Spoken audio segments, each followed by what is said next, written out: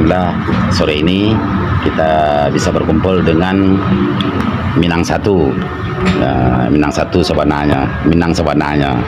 Nah, jadi alhamdulillah tim udah sampai di Yogyakarta 6 hari yang lalu dalam persiapan untuk babak 8 besar nasional Liga Futsal Nusantara.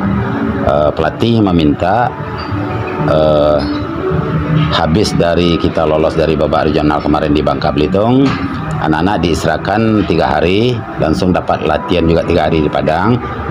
Jadi TC langsung kita di Yogyakarta, itu makanya kita cepat ke sini. Di sini udah latihan 4 hari.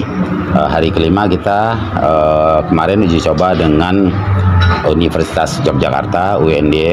Alhamdulillah kita uji coba menang 3-2, dan hari ini pas dengan waktu yang sama sekarang ini, hari Minggu jam sore ini kita juga uji coba dengan Porda Sleman. Hasilnya belum kita ketahui karena kita mengikuti manajer meeting untuk persiapan Liga Futsal Nusantara babak 8 besar nasional hari ini. Sementara kita kesini jauh-jauh, kita dari Padang sini, jelas kita tujuan kita apa dibilang juga kepada pemain, kita di sini bukan untuk pergi refreshing. Kita di sini adalah untuk bisa tahun ini anak-anak bisa mengantarkan Rafli FC untuk ke Liga Pro. Permasalahannya selama ini Liga Futsal Nusantara digelar, Rafli FC sendiri dari tahun 2015 setelah 3 kali kita gagal di 8 besar untuk menuju Liga Pro, ini yang ke-4 kali. Ya, mudah-mudahan sama berharap dan meminta doa kepada masyarakat Sumatera Barat, mudah-mudahan yang ke-4 kali ini di tahun 2024 dapatlah 2 slot tiket untuk bisa lolos ke Liga Pro. Dengan kondisi itu mudah-mudahan berbarengan kalau seandainya Rafli FC lolos ke Liga Pro, inilah satu-satu tim pertama yang dari Sumatera Barat yang lolos ke Liga Pro. Itu target Rafli di tahun ini. Masalah pemain, mulai dari awal dari babak regional pemain sesuai regulasi didaftarkan maksimal 25 orang. Cuma kita hanya bisa mendaftarkan 20 orang, dan kemarin dibawa ke Bangka Belitung untuk babak regional 15 orang. Khusus untuk babak 8 besar ini kita tambah 1 pemain untuk antisipasi nanti jangan ada yang cedera atau nanti ada akumulasi.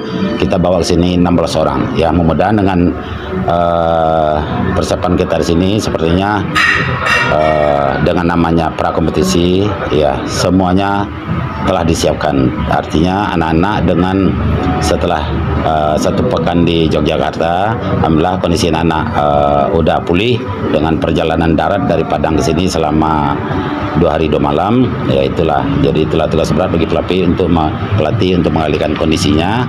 Ya, mudah-mudahan hendaknya dari suatu hal sepertinya kita Rafli FC telah siap untuk mengaruhi babak 8 besar nasional. Semua pemain dari Sumatera Barat asli? Semua pemain itu regulasinya, semua pemain itu harus ber-KTP dalam provinsi Sumatera Barat sendiri. Begitu jadi provinsi lain, syarat utama bagaimanapun yang main dalam provinsi itu ber-KTP dalam provinsi sendiri.